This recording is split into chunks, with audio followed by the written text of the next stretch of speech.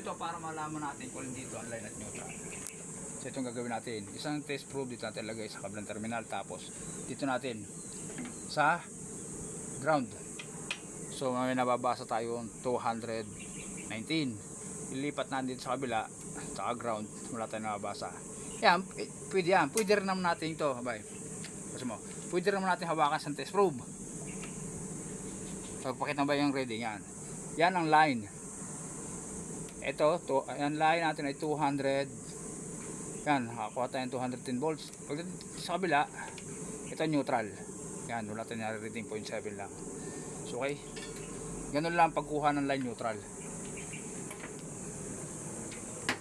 Finish. Tapos ito, kakapitan natin dilaw sa line.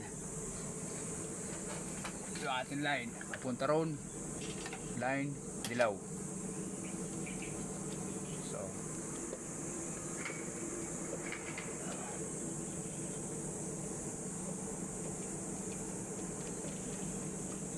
pwede mahawakan nyo, kaso huwag ka lang didikit sa ground. Pag didikit ka sa ground, pa-ground ka.